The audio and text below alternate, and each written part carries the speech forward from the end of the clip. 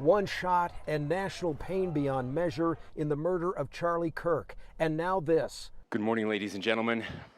We got him. The announcement from Utah's governor touched off relief and a firestorm of inquiry. Who is Tyler Robinson?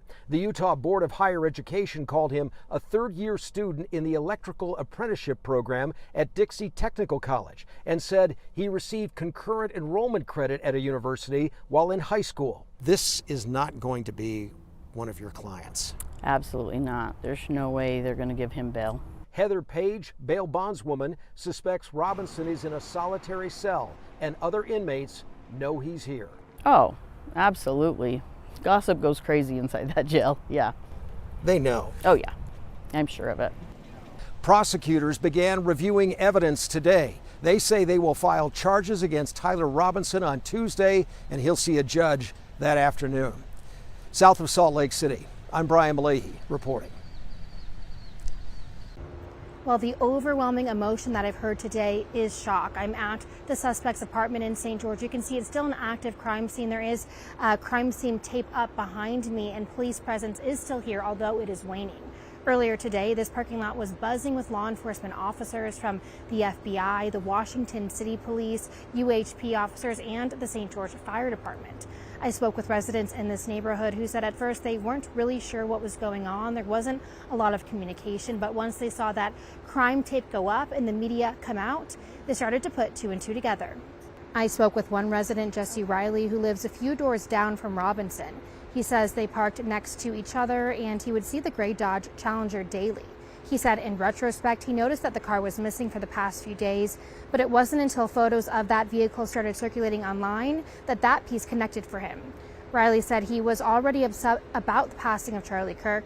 To know his neighbor may have been responsible has been hard to process. Obviously there's, the thoughts that kind of go through your mind of why it happened in Utah probably, versus obviously not just because he lived here, but maybe a Utah event is going to be more lax on security. Everybody's a little bit more pumped up that Charlie Kirk's in town because, we're all seeing from a common viewpoint. So the last thing we're thinking is that there's going to be somebody of an opposite viewpoint, there to do harm. So that was, what was really hard to wrap my mind around initially.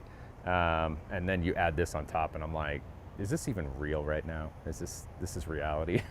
We also learned this morning from police reports and Governor Cox that Robinson's family said that he started to get more political over the past few years. They also told law enforcement that Robinson was aware that Kirk was coming to Utah on his college tour and that he said he disagreed with Kirk and his teachings.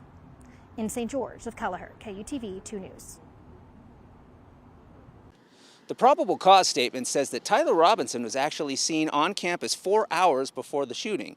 They say he arrived here at 8:29 in his Dodge Challenger, wearing a completely different outfit than he was seen in later. At that time, police say he was wearing a maroon t-shirt, light-colored shorts, and a black hat with a white logo. A few hours later, at 11:50, police say that Robinson was seen on surveillance video right about here. He was walking towards this parking lot, heading toward campus, but all the while, he was reportedly limping as if he couldn't bend his right leg and moving at a slower pace. And investigators say that he walked that way all the way towards that pedestrian tunnel near 800 West Campus Drive. 12 minutes later at 12:02, Robinson was reportedly seen walking by the north side of the Low-C Center, still limping. But investigators say he walked to the southeast corner doors of the building, and at 12:15, he was seen climbing the stairs. At 12:17, the PC statement says Robinson climbed over a short wall, then crouched on the north side of the wall on the roof. At 12:22, Robinson reportedly ran across the roof and the limp was gone.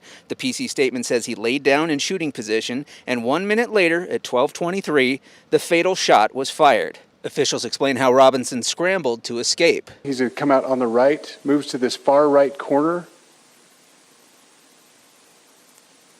As he does, he's going to climb off the edge and then drop down to the ground. As he did that, he left some palm impressions. Now at 12:24, the video reportedly shows Robinson dropping from that corner right there. And after he cut across the lawn by the parking lot, police say he then crossed the street on Campus Drive, where he came to a grassy area with trees. Now this grassy area that is blocked off right now is reportedly where they did find the .30-06 bolt-action rifle wrapped in a dark towel. So how was Robinson tracked down to Washington City? Well, the PC statement says along with talking to his family members, they also spoke to a roommate who told investigators about messages he posted on Discord. And one of those messages reportedly talked about how he needed to pick up a rifle from a drop spot. Paul Nelson, KUTV 2 News. How can we possibly coexist with people who want to kill you? Conservative activist Riley Gaines says she's still processing Charlie Kirk's death. I'm reluctant to admit it, but this does leave me afraid. Last spring, police arrested 5 people during one of Gaines' speaking events at Portland State University in Oregon. This video from our sister station shows protesters surrounding the building. Now, Gaines says she's questioning her own safety at future events. Concerns for the future and security will certainly be increased at any sort of public event, especially on campuses.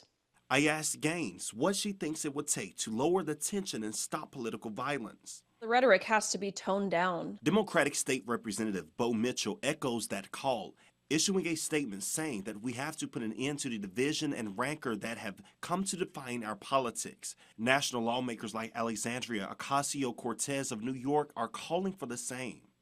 We must come together.